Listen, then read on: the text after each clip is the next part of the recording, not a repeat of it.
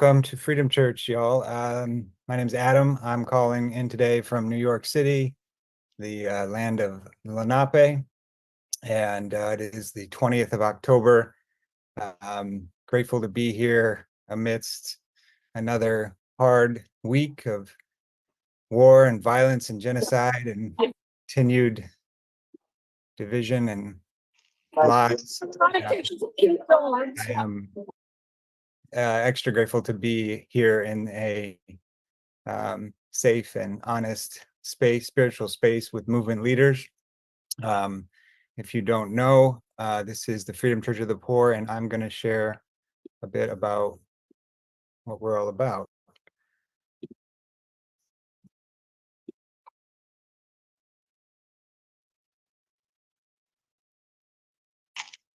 The Freedom Church of the Poor is a spiritual and political home for movement leaders. We believe in the fundamental dignity and value of all life and in a world of abundance where all can thrive. We gather as a community of faith to support and care for each other. We commit to realizing the abundant world God promises by identifying, developing, and uniting leaders who will build a movement to end poverty led by the poor. In this community and through our commitment to this struggle, we also seek to rediscover and share a vision and practice of religion that is rooted in love, truth, and justice. All right, and to start us off and ground us spiritually, we are so grateful to have Sorrow. Sorry, get this out. Should I have my notes? To have Sorrow Lynch Thomason with us today. For those who don't know, Sorrow is an award-winning singer, song leader, folklorist, documentarian, and illustrator from Asheville, North Carolina. She has studied and taught traditional song and balladry from Appalachia, the American South, the British Isles, and Ireland for over a decade. Sorrow believes that old songs can help us understand the beliefs and struggles that shape human history, and that in turn, these songs enable us to build a more compassionate and just future. She uses teaching, documentary, illustration, and more to explore the amazing people and history behind songs ranging from Appalachian lullabies to American labor anthems, Southern work songs, and Scottish ballads. Her projects include the Songs That Speak YouTube series, the CD and multimedia project Blair Mountain, a musical exploration of America's largest labor uprising. That sounds awesome. And several albums. Again, just really blessed to have you with us, Sorrow, and to start us off tonight with one of a favorite movement song called More Waters Rising. So pass to you. Thank you. Thanks, Adam. Thank you, everyone. I'm really honored to be here. I'm low lit this evening, but the most important thing is that you can hear me. So we're going to be singing a song that came to me in 2016 called There Are More Waters Rising. And I'm going to teach you a little bit of it and then give you a little more context, and then we'll sing the whole thing together. So I'm accompanying myself this evening on the Shruti box, which is you can hear it, beautiful drone instrument from subcontinental India. And I'm joining you today from Asheville, from a place traditionally known as Togiasdi, meaning the place where they raced canoes along the French Broad River and the Swannanoa rivers, where they come together here, which are rivers that recently were really made to rage through Hurricane Helene. So here on the traditional lands of the Anigadoagi in Togiasdi. So we're going to do some sing and repeat.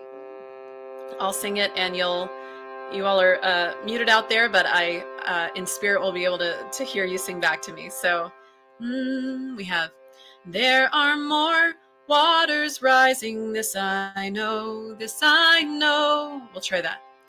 There are more waters rising, this I know, this I know. Then we have, there are more waters rising, this I know. Let's try that. There are more waters rising, this I know. So we'll put those two together from the beginning.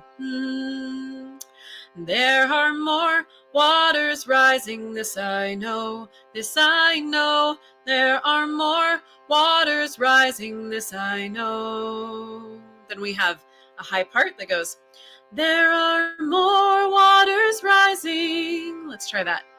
There are more waters rising. Then we have, they will find their way to me. Let's try that. They will find their way to me. So we have there are, and it can trip us up. We might want to go higher on those first two notes, but it's the same note. There are more. So I'm going to sing that clump of words. There are more waters rising. They will find their way to me. And then our last part is very similar to the first part, but we descend at the beginning. So we go, there are more waters rising, this I know. Let's do that. There are more waters rising, this I know. And we have this I know.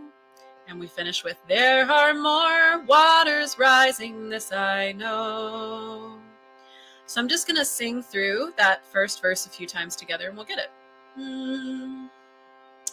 There are more waters rising, this I know, this I know. There are more waters rising, this I know. There are more waters rising, they will find their way to me. There are more waters rising, this I know, this I know. There are more waters rising, this I know. Yeah, I'll stop there. You're going to get to sing many more verses like that. So I came up with this song in 2016. Was living here in Western North Carolina. And this was at a time when the national election was happening. At that time, it was Trump running against Clinton. And so a lot of things were heating up and things were feeling pretty intense and dire for all kinds of reasons. And here in North Carolina, a bill had recently been passed that became notoriously known as the bathroom bill, which was a discriminatory bill against transgender folks.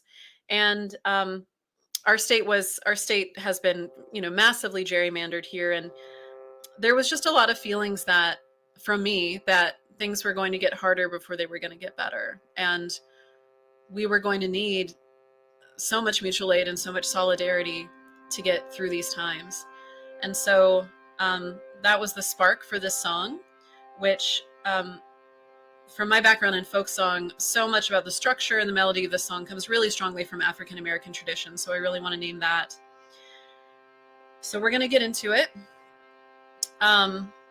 This song has continued. The song has had a lot of relevance, as we will be feeling into today, in the movement for climate justice. So however the song arrives for you, I celebrate that today for you. And as soon as you hear the first line of the verse, you've learned the whole structure of the song now. As soon as you hear me sing the first line, you'll be able to sing the rest of it with me. Okay? So we're going to jump in now. Excuse me. There are more waters rising, this I know, this I know. There are more waters rising, this I know. There are more waters rising, they will find their way to me. There are more waters rising, this I know, this I know. There are more waters rising, this I know. There are more fires burning, this I know, this I know. There are more fires burning, this I know. There are more fires burning, they will find their way to me. There are more fires burning, this I know, this I know. There are more fires burning, this I know. There are more mountains falling, this I know, this I know. There are more mountains falling, this I know. There are more mountains falling, they will find their way to me. There are more mountains falling, this I know, this I know. There are more mountains falling, this I know. I will wade through the waters, this I know, this I know. I will wade through the waters, this I know. I will wade through the waters when they find their way to me. I will wade through the waters, this I know, this I know. I will wade through the waters, this I know. I will walk through the fires, this I know, this I know. I will walk through the fires, this I know. I will walk through the fires when they find their way to me. I will walk through the fires, this I know, this I know. I will walk through the fires, this I know. I will rebuild the mountains, this I know, this I know. I will rebuild the mountains, this I know. I will rebuild the mountains when they find their way to me. I will rebuild the mountains, this I know, this I know. I will rebuild the mountains, this I know. There are more waters rising, this I know, this I know. There are more waters rising, this I know. There are more waters rising, they will find their way to me. There are more waters rising, this I know, this I know. There are more waters rising, this I know.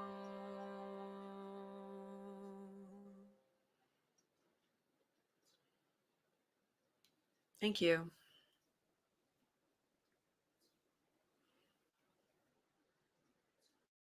Oh man, that was beautiful. Thank you so much, Sarah. Oof.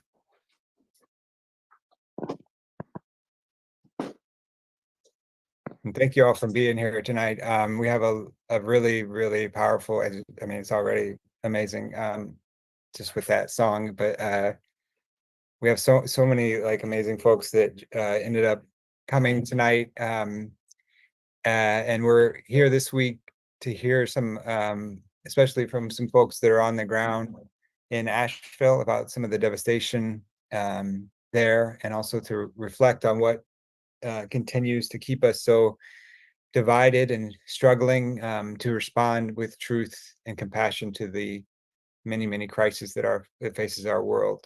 So want to get to that as soon as possible, but we have a couple of texts that we're going to look at as we continue to do that work of battling the Bible and resisting those destructive narratives of that are used to divide us and used to justify all kinds of suffering in our world. So we want to do that work here at Freedom Church of the Poor. And so tonight we have a couple of passages that we're going to share and read from this context and this sacred space of movement building.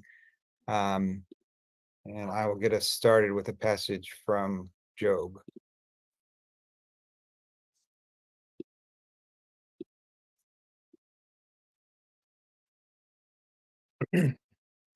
Job 38, 1-7 and 34-41.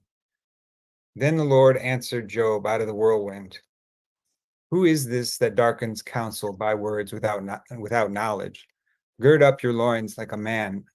I will question you, and you shall declare to me, and you shall declare to me, where were you when I laid the foundation of the earth? Tell me if you have understanding. Who determined its measurements? Surely you know. Or who stretched the line upon it? On what were its bases sunk? Or who laid its cornerstone? When the morning stars sang together and all the heavenly beings shouted for joy. Can you lift up your voice to the clouds so that a flood of waters may cover you? Can you send forth lightning so that they may go and say to you, here we are? Who has put wisdom in the inward parts or given understanding to the mind? Who has the wisdom to number the clouds, or who can tilt the water skins of the heavens when the dust runs into a mass and the clods cling together? Can you hunt the prey for the lion, or satisfy the appetite of the young lions when they crouch in their dens or lie in wait in their covert? Who provides for the raven its prey when its young ones cry to God and wonder about lack of food? And Reverend Connie, if you would be able to share the passage from Isaiah. Isaiah 53, verses 4 through 12. Surely he has borne our infirmities and carried our diseases. Yet we accounted him stricken, struck down by God, and afflicted. But he was wounded for our transgressions, crushed for our iniquities. Upon him was the punishment that made us whole, and by his bruises we are healed. All we like sheep have gone astray. We have all turned to our own way, and the Lord has laid on him the iniquity of us all. He was oppressed and he was afflicted, yet he did not open his mouth. Like a lamb that is led to the slaughter, and like a sheep that before its shearers is silent, so he did not open his mouth. By a perversion of justice, he was taken away. Who could have imagined his future? For he was cut off from the land of the living, stricken for the transgression of my people. They made his grave with the wicked and his tomb with the rich, although he had done no violence and there was no deceit in his mouth. Yet it was the will of the Lord to crush him with affliction. When you make his life an offering for sin, he shall see his offspring and shall prolong his days. Through him, the will of the Lord shall prosper. Out of his anguish, he shall see, he shall find satisfaction through his knowledge. The righteous one, my servant, shall make many righteous, and he shall bear their iniquities. Therefore I will allot him a portion with the great, and he shall divide the spoil with the strong, because he poured out himself to death and was numbered with the transgressors. Yet he bore the sin of many and made intercession for the transgressors.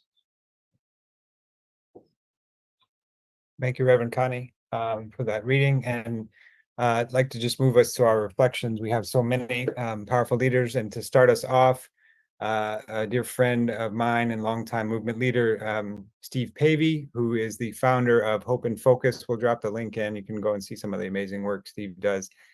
But Steve, please, if you would, kick us off. Well, I'm gonna kick us off here on the ground a day in Asheville by passing it quickly after a brief reflection on to my dear friend Sarah Nunes.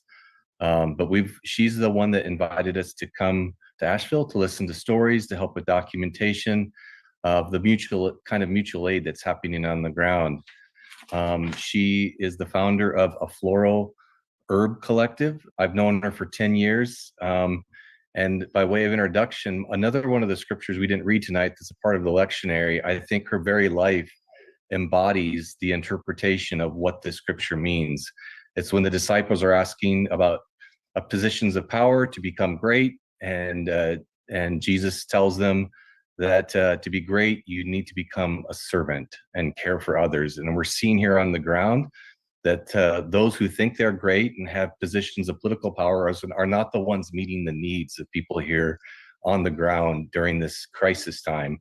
It's everyday people, grassroots people showing up in collectives and supporting each other, dropping what they had going on to serve the needs of each other and one another. And it's that we're just been here a day. I think we could be here a month and not see the kinds of diverse mutual aid and love and care of everyday people who have not sought positions of power of greatness, who are great because they are caring and serving for one another. So let me pass it on to Sarah, who is one of those great people. Hi, friends. I hope that you can see me okay. Does the picture look all right? We have kind of bad internet. Okay. So I hope it doesn't get cut off, but happy to be here. Thank you for having me. And some of you may know Western North Carolina, but we're a region of North Carolina that's 23 counties, super diverse in its topography. And on the ground, I was actually in Salt Lake City for a work conference, and I got back to Asheville on Saturday, September 30th. It's been 22 days, 23 days, I think. And I shower once every 7 days. The water that's currently running through our pipes is only for flushing. And so on a daily basis, the work is around one, taking care of our basic needs, which can take hours. And then, right, like serving our people. One of the days when I first got back, I did stop and buy a bunch of things before I got here, because I knew I was going into a place where we were going to be completely cut off. So not only were we landlocked by both of the major highways being landslided on, I was also, we had no internet. We had no way to contact the outside world, either by phones or by Wi-Fi for a very long time. To me, it felt like weeks, but it was probably, I don't know, 5 or 7 days. And so when we landed, I remember the first group that came to call was, I like to call them the queer cavalry, right? So they came to get us, not only like serve us up like all of the nourishing foods that we needed, which, you know, of course, without power, we could only cook on a propane stove. But, you know, it was like the really yummy snacks, right? The ones that'll like keep you like fed or like full for hours. They brought like all of the beautiful big candles so that we could see at night. And, you know, with the sun going down fairly early, well, you know, 6 or 7 o'clock, I mean, we would be in dark. And I have a half-acre of land in the city where I have a herb collective, and we're running mutual aid supplies and herbal mutual aid out to communities. But it was the queer cavalry that showed up for us those first few days, and groups like Queer Mobilization Fund and Southerners on New Ground who came through. And, you know, these groups also provided us what we needed so that we could go out and serve and help our community around where we live, but then also helped us to support pop-up distribution sites. And some of those sites are still now in operation, namely the Swannanoa Mutual Aid. And so a lot of these were just relationships that we'd had for a really long time with folks. And as I've been explaining to Steve a lot, is that it feels like this time is a rapid response moment, real similar to what happens when the immigration raids happen, or when our Black communities are killed at the hands of police, and all of the other outrages that we have to live in. And so, you know, what's happening on the ground too is people are turning their offices, their homes, their warehouses into distribution centers. One of them is namely here on this land that I am honored to be a vessel to serve for. All the while, these sites also have healing spaces and herbal remedies set up for them, provided by the group that I'm working with called Off-Road Art Herb Collective. So, you know, I think in that question, that we are the ones that are providing the remedies that this community needs to not only like survive in this moment, but also hopefully to rebuild and maybe one day thrive as we're, you know, move through everything that we're experiencing right now.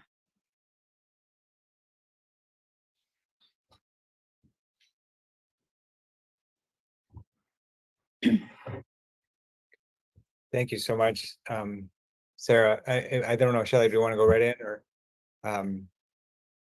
But let me introduce. Sorry, that was so much, and I just want to thank you for sharing that, and for Steve and Shelley for you being there, and for you inviting them, and letting us, this community of the Freedom Church of the Poor and all of the leaders that are represented here be able to hear a little bit about what's going on and be reminded about the sacred struggle that you're part of, and the, you know, what you show us, what you remind us of, how we actually care for each other, how how we love each other, and not just show up with, you know, like I was just so touched by the queer cavalry and like bringing like good things, and that's what our people need. And so that's so beautiful. And thank you so much for taking time to be here.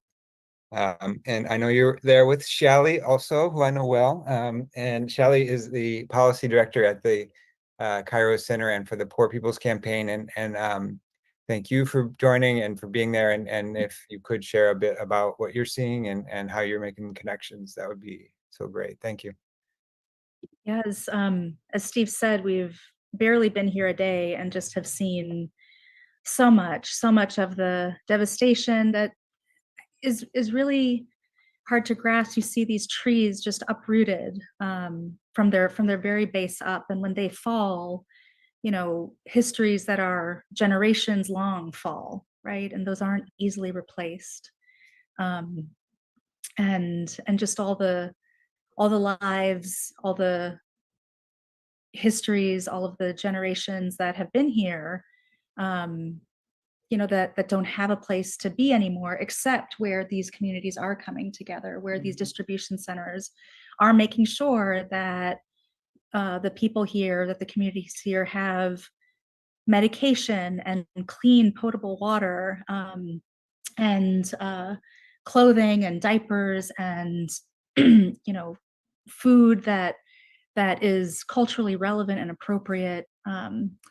This morning, we had the chance to spend a couple of hours with farmers, mainly undocumented immigrant farmers in Hendersonville, who, you know, we were working with them on their land. They actually came together during the pandemic as a group, as a collective, because the foods that were made available to them during the pandemic, you know, through food pantries and all of these efforts, weren't quite the foods that their community required. And so they started to provide the foods that their families and communities wanted. And through that effort, they built these relationships, started farming their own food, growing their own food, both for themselves, but for their broader immigrant communities, about on a half acre, corn, okra, jalapeno, avocado, like growing so much beautiful nourishment, and all of that was destroyed.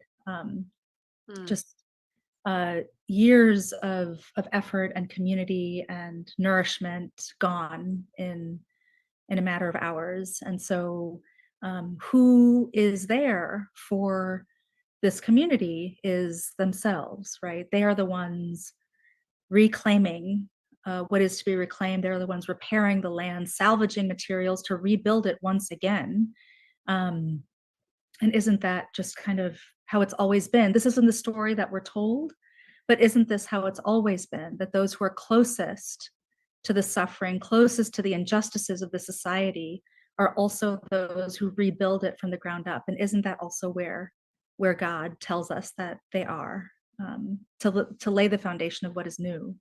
And you know, what's been moving for me over the past year, I've been connecting with different communities across the country, learning about what they did during the pandemic to keep their communities safe, to make sure that they weren't forgotten, that they had the information they needed in language, right, to know what was happening and to make their way through it somehow.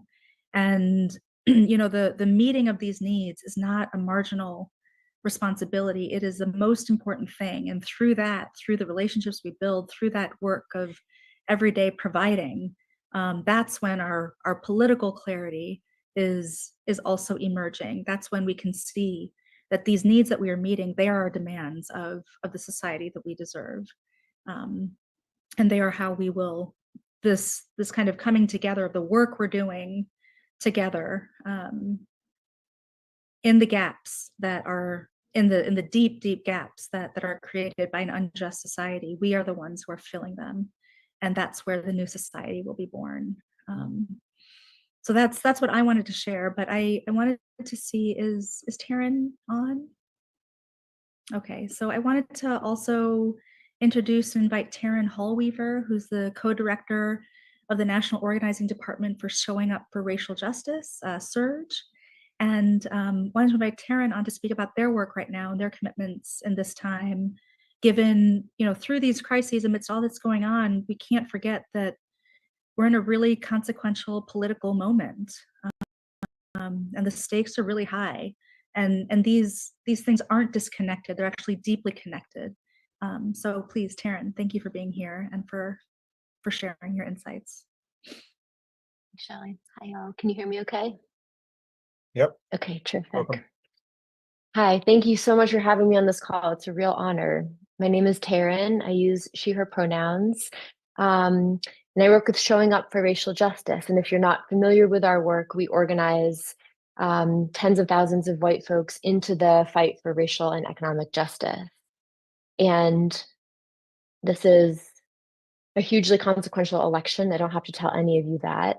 And we were door knocking in Western North Carolina before the storm because, along with our partners at the state level, we did an assessment of where were the poor and working class white folks who no one was going to reach except potentially Fox News or the far right or white militias. And so we were out in the sort of foothills of the Appalachians around Asheville, in haulers, knocking on doors. And I've been thinking so much since the storm about some very powerful conversations I had with folks at the door and wondering, are they okay? Are their homes okay? And our organizer on the ground after the hurricane, his name is David.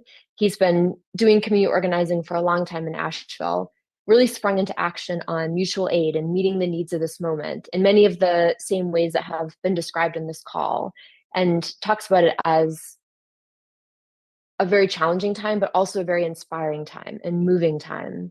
And just this past weekend, we put together what we called the Appalachian Weekend of Action, where we brought in members from Surge chapters across the region and even across the country to be boots on the ground for David's mutual aid operation, and also to start folding in conversations about the election, because it's in just over 2 weeks. And there's an urgent need to get information about changed polling locations and changed rules out to folks. There are tens of thousands of people whose polling place is different now. And Asheville and the Western North Carolina region has been literally underwater, and people are like emotionally underwater. And we didn't know how it was going to go. That's why we called it a test. But our hypothesis was that if we led with genuine care and curiosity with how folks are doing and offered to connect them with organizations on the ground and resources on the ground, and then asked if they had the info they need about voting, that would be a good approach, or the best approach we thought we could try. And overwhelmingly positive. It was really moving to knock on doors again in that region and ask how folks were, and just hear such beautiful responses back. A lot of people describing that they had been checking in on one another in their neighborhood. A lot of folks saying things like, I feel lucky in comparison, other folks have it worse.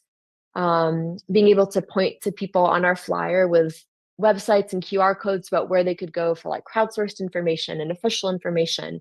And then when we told them, these are the new early voting locations, this is everything you need to vote, they were so grateful. And I have done a lot of door knocking before elections. I've done like 15 years every year, big door knocking campaigns for a variety of issues and campaigns. And I have never experienced anything like this, where folks they understand the stakes of the election, they want to vote. There's been so much happening, and they were just really grateful to get the information and be able to make a plan to vote. I talked to 2 people who are packing up a U-Haul, who work in the service sector, who have to leave because the restaurants are shutting down. They said everyone we know has to leave. They're moving to Richmond. They said, we're lucky we have somewhere to go. Some of our friends aren't this lucky. And they were so grateful to get the info. They're going to vote on their way out of town. Someone shouted from the upstairs balcony, can I register to vote at an early voting location? And we said yes. And she was like, that's going to be the thing I do before I leave town. It was a I think so often in the movement, there's like a false dichotomy between meeting basic needs and mutual aid and political. And disasters are deeply political. And we know that there's nothing natural about the hurricane that swept through. We call it a natural disaster, but it is from deeply political causes. And we can both address the immediate needs that folks have and also work towards the longer term structural changes to try and mitigate climate change, to fully fund FEMA. We know that Project 2025 would defund FEMA altogether. There are very clear choices in this election, and people understand the stakes in this moment, and they really need the information to be able to vote. So that's what we found at the doors. And after this weekend, we're feeling really fully prepared to try and get as many people in as possible, because the local folks who had been knocking on doors before the election jumped into mutual aid, and some of them are working on this effort, but a lot of them are really tired. It's been hard. And so we need some reinforcements from outside. And so I want to share with you an invitation to come and join us. We have set up a little base camp at a very beautiful Episcopal retreat center. It's called Canuga. It's about 45 minutes outside of Asheville. I see some of you nodding. It's a wonderful place, and it's really able to accept a lot of people. There are 40 cottages. I'm in one of the cute little cottages right now. There's a special lake. So it's a very beautiful home base and a spiritual home base. And every day we're going to be going into Asheville, connecting with the local volunteers, and going out and doing these really innovative kinds of door knocks where we combine care checks with really important information about voting. So I want to sincerely invite all of you to join us. It's going to be a wonderful and powerful experience. And I think that's all the time I've got. Thank you so much for having me on this call. Thank you, Taryn. That was so great. Thank you for all you're doing and for that call to action. I added the link here to the chat, and we'll send it out over the socials. Just, as hard as it is to hear the devastation, like it is like so hopeful actually to hear some of the things you're saying and what Shelley is saying, this coming together of the political and meeting needs and really seeing and getting out to people that we don't normally get out to. And all of that is just super hopeful and just, yeah, a light in the darkness. and we can really build a movement that way. And I'm grateful for all that you're doing and for what you were able to share with us today. We have also another friend of the movement, TJ Thompson, calling in from, I wrote it down, but I don't have it now. Somewhere in rural, he'll maybe share where he's at. But TJ Thompson is a leader with About Face and Common Defense, two progressive veteran organizations, and just a great all-around leader and person. So glad to have you here, TJ. I think you're calling in on the phone. If you're ready, I could pass to you to share a bit. All right, Adam, and can you give me a verbal cue to make sure that y'all can hear me fine, please? Yes, hear you okay. All right, thank you. Yeah, so I don't even know where I am right now except in the Milky Way galaxy, because I was just telling Sharon through text that I've been experiencing years in the past few weeks since this storm hit. I'm actually sitting outside of a Taco Bell in Abingdon, Virginia, on my way heading back home to get to my doctor's appointments and stuff. I'm a disabled veteran, and I'm from around the Norfolk, Virginia area. So we've kind of been waiting for a storm like this to hit us forever. I've been alive and a resident of Chesapeake, Virginia for 44 years, and we're just waiting for it to hit us, basically. So I also was on a troop transport ship that carried Marines to war, but one of our primary secondary missions was to get Americans out of nasty situations, whether it be foreign countries or responding to these types of disaster situations. So a lot of my training is from taking in and processing large amounts of people in these types of situations, getting them medical attention, food, health, access to health care, anything that we need to get for people before we can get them to their ultimate destination while I was in the Navy. and I was also a satellite communications technician on board a ship, which kind of plays into a lot of what's going on in the ground. Past couple of weeks, when the storm was hitting, we started organizing in Hampton Roads, getting donations because we're one of the largest metropolitan areas closest to this region. And so we were originally able to work through our mutual aid disaster relief collective there in Hampton Roads to carry down 2 completely loaded U-Haul box trucks and a trailer full of supplies. Our first drop we made with our friends at Ola, Carolina, which was very beautiful. This was probably about a week after the storm hit. We were finally able to get it down, and a group of us, we basically convoyed across Virginia on Interstate 64 and 81 and stopped multiple places filling up. And then so we delivered supplies, and then I went up to above, oh gosh, see, I can't remember where I've been. Spruce Pine, that's where it was. I was at the Skyline Inn for a few days, and this is where it gets kind of hairy because I didn't go into the deep, devastated areas, but I was working out of a makeshift operations center, being briefed by special operations from the Army, working with 101st Airborne, 82nd Airborne, and again, these aren't situations that we want to see in our country. I think I've kind of heard a common denominator with that. However, seeing this type of response from so many groups, and I've only seen, you know, these big dual propeller helicopters and Black Hawks and stuff landing in war zones or when we were training for war, not landing maybe a couple hundred yards from the Blue Ridge Parkway atop some of the most beautiful mountains on the East Coast. So I was working, one of the biggest problems since the hurricane, and one of the reasons I'm down here now, is communications. Everybody takes for granted the fact that we have these cell phones and computers in our hands, and even on top of these mountains can just get a signal and talk to people. And being a ham radio operator, I knew good and well that people weren't able to talk. My job today, I went down to Big Creek Free Will Baptist Church and met Pastor Todd Robinson and his community. I think it's about 40 households they serve back in this holler. And they lost 2 of their fire stations completely. I think they said they had 3 fire stations throughout, probably about a 5-mile radius in this holler. And I was talking to Mike Fox, who's one of the 3 volunteer firefighters. They need brand new fire stations out in the Pisgah National Forest. Mike is a high school math teacher by day, and right now he is one of the few firefighters in the area that knows how to get places.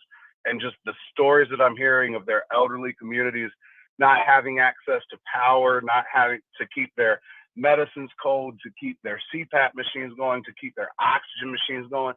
And I drive a little Ford Escape all-wheel drive, and this vehicle barely made it into where they are, like on the roads getting to them.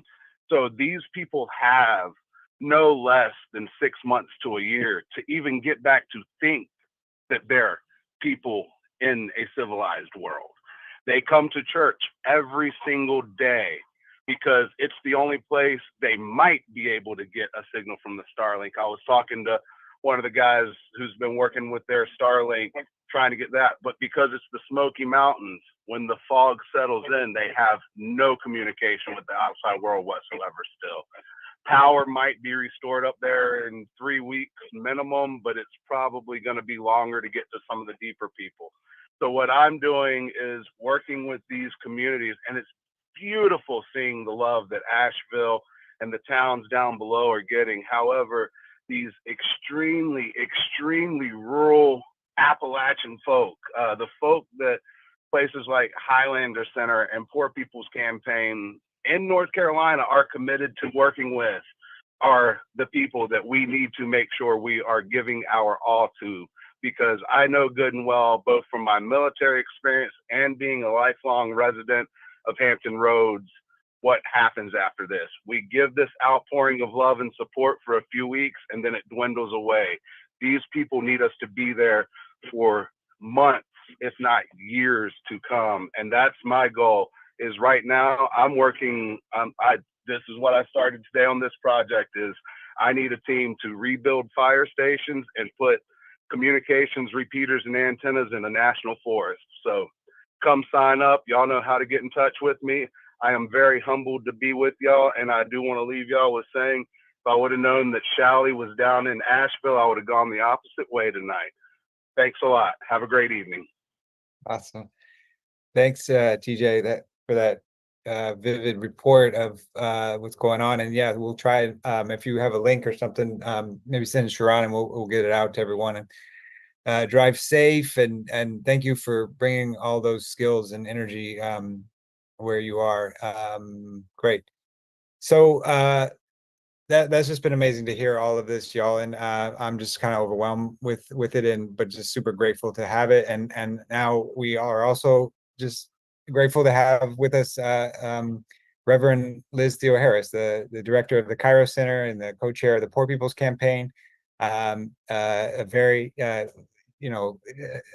of my personal favorite biblical scholar, and she's going to share a little bit tonight what's on her heart and mind. So thank you so much, Liz, for being here. Awesome. Thank you.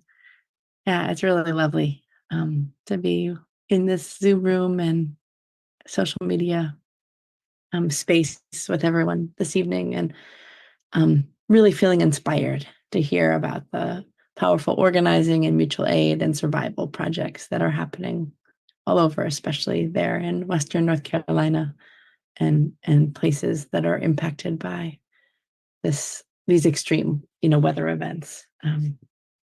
Earlier this week, I wrote about, what's going on in an article. And I kind of tried to make the point that it's not billionaires that are going to save us, but it's going to be kind of the bruised and battered and impacted that do so. And I quoted William Shakespeare, who in Troilus and Cressida writes, "One touch of nature makes the whole world kin." Hearing about, the mutual aid, the community building that folks have been sharing in this Freedom Church service, about bringing all kinds of people together, caring for each other, it does sound like the whole world is kin. But when we kind of pay attention to this like polarized news cycle and everything that's happening around the elections, I think instead we're kind of hearing a tale not of like shared humanity, but really ruin and discord and polarization. So many of the kind of divisive attacks that followed Hurricane Helene, whether it's the lies about immigrant communities getting resources reserved for families and homes impacted by the storms, or the idea that Trump and Musk are somehow saving the day, trying to bring internet access, when actually so often the people that are benefiting from that are more well off. Maybe folks heard like Marjorie Taylor Greene talking about how the government controls the weather. But then some of the stuff that's been most upsetting to me, I think are sometimes backed up by traditional interpretations of the text, for instance, that we heard from Job at the beginning of the service, where we have extremist religious leaders claiming that devastation is God punishing us, maybe punishing LGBTQ plus communities or poor communities or people of color. But I want to suggest that when we hear that passage from Job about kind of God and nature, it's more of a critique from God about how the rich and powerful are abusing creation that's making all of this to happen. I want to suggest that the way we can read a text like Job is as a reminder that God desires the kind of solidarity that we're seeing from Surge and TJ and other grassroots groups on the ground doing the work of creation care, of community care. And I think it connects especially then with that passage from Isaiah 53 that we also read at the beginning of this service. Sometimes it's called the suffering servant. Traditionally, Christians will focus on that verse that says something like, "But he was wounded because of our sins, crushed because of our iniquities. He bore the chastisement that made us whole, and by his bruises we are healed." And a lot of times it's about foreshadowing the crucifixion of and redemption through Jesus. It's this kind of focus on salvation that we get through suffering. But I think actually it was kind of serendipitous that the lectionary passage for this week, right in the midst of all of this climate kind of chaos and environmental injustice and also this heroic, beautiful mutual solidarity and mutual aid, is actually what's going on in this passage from Isaiah. That we find redemption, salvation, life-saving in the actions and the agency, whether it's in this poor Jesus from the Roman Empire,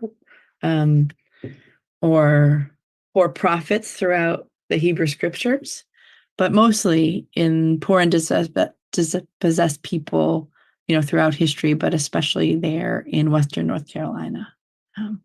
And that it's not about Jesus suffering as a suffering servant,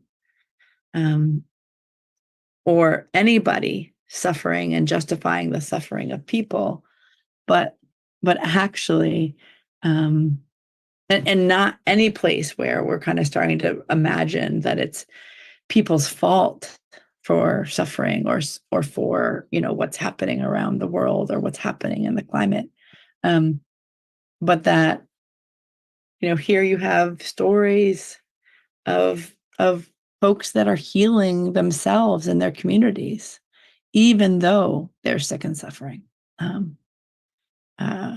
Whether it's the Queer Calvary or these healing centers and all the kind of beautiful ways that people who are being impacted by loss and injustice are healing each other and community. I really believe that Isaiah 53, that story, is one of the strongest passages in the Bible about the kind of moral and political agency of poor people and powerless folks and hurting people.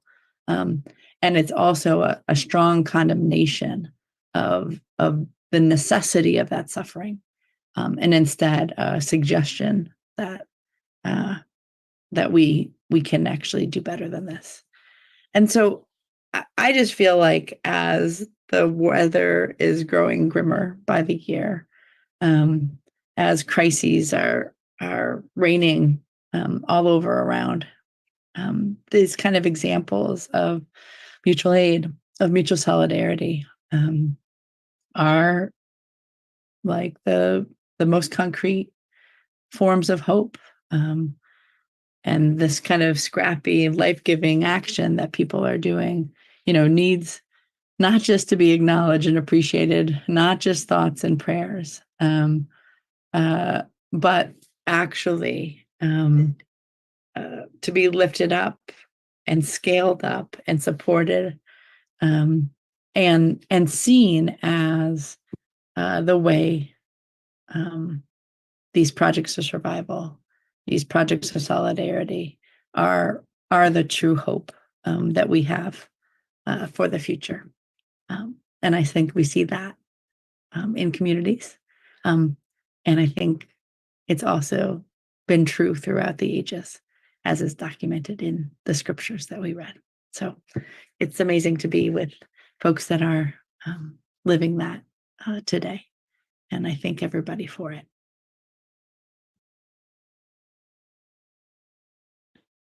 Thank you, Reverend Liz.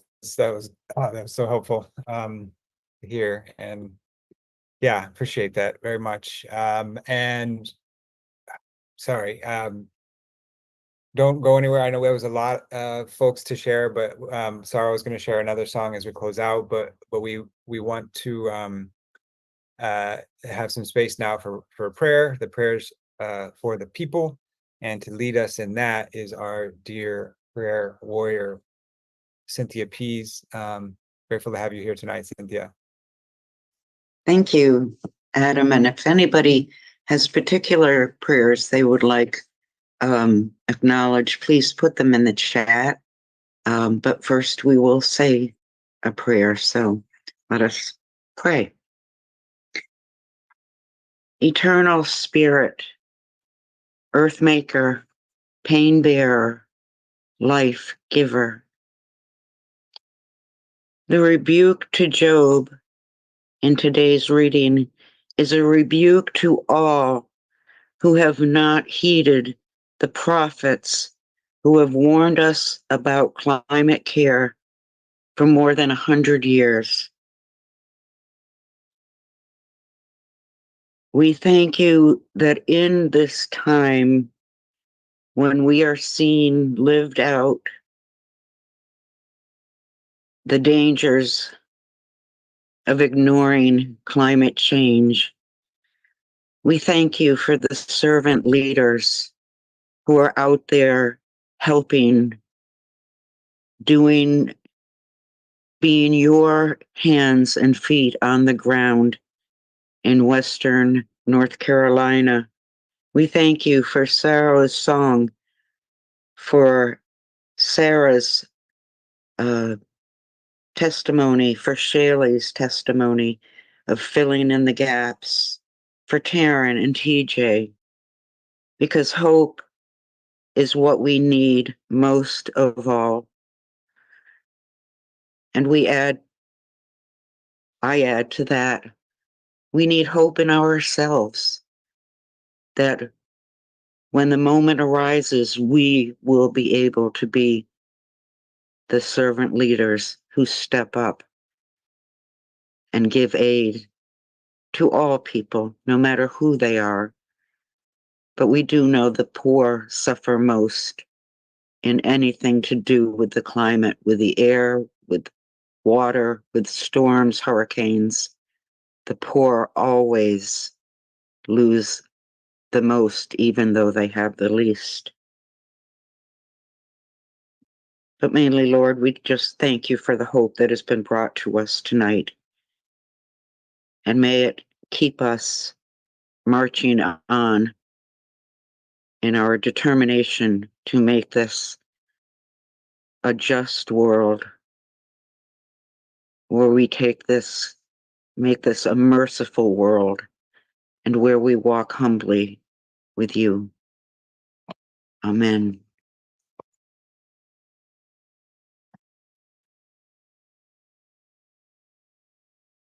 And let's see. There's a prayer from Sharon for her Uncle Bill, who is recovering from a quintuple bypass surgery. We pray that his recovery will go smoothly and be guided by you, dear Lord. Also for her Aunt Janet, who is in the hospital with a mass on her lungs. Mother-in-law Donna, who is in tremendous pain, but still waiting for medical diagnosis and relief. For Brother Ronnie, who injured his arm while helping to run a distribution center in Lake Lure, North Carolina.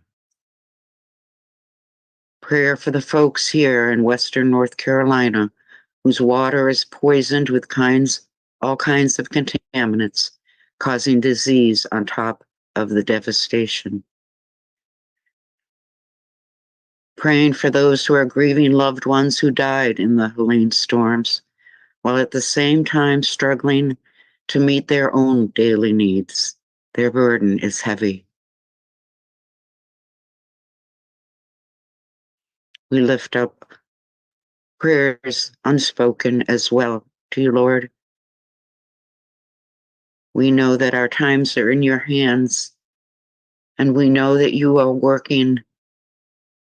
not working, that you are creating in us a desire every day to be the people you dreamed us to be. Amen. Amen. Thank you, Cynthia, so much for holding us in prayer. Um, a lot of prayers out there, and just a few announcements so we can go out in spirit with sorrow. But I wanted to give a huge thanks to Sarah Nunez for hosting, Shelly and Steve inviting us in to that space and that work, and for all that you're doing there to help and to continue to give us hope. To TJ and to Taran at Surge, and to all of you for being here tonight together. Reverend Liz, of course. And next week we have another powerful service coming together. It's actually we're going to be observing Diwali, and some of the leaders from our movement that are Hindu are going to help lead that. And so please join us then, and much more to say about what's coming at Freedom Church of the Poor, but we'll leave it at that for tonight, and pass to you, Sarah, for to take us out if you're ready. Yeah, thank you, Adam. I'm gonna finish with a very, very simple song by Barbara McAfee. And I want to just give you a quote from Hafiz, a translated quote, before we sing it. So this quote is, "Even after all this time, the sun never says to the earth, 'You owe me.' Look what happens with a love like that. It lights up the whole sky." I want to share that because we're about to sing about the sun, and also just to name that that is what I've been feeling from the mutual aid that's been happening here in this region is people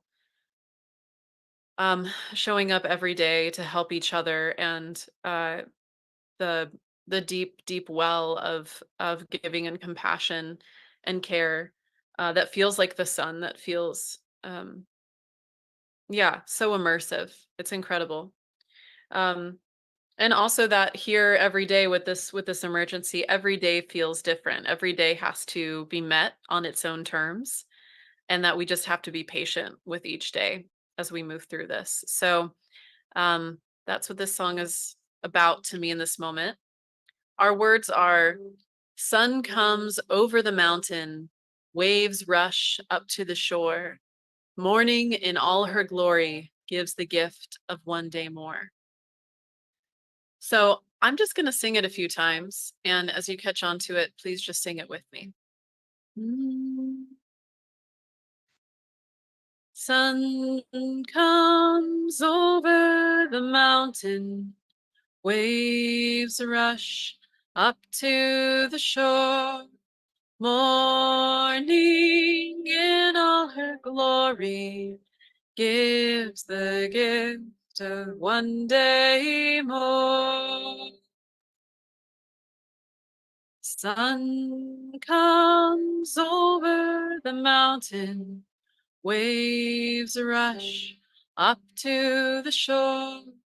Morning in all her glory gives the gift of one day more. I'll sing it twice more. Sun comes over the mountain, waves rush up to the shore. Morning in all her glory gives the gift of one day more. Sun comes over the mountain, waves rush up to the shore. Morning in all her glory gives the gift of one day more.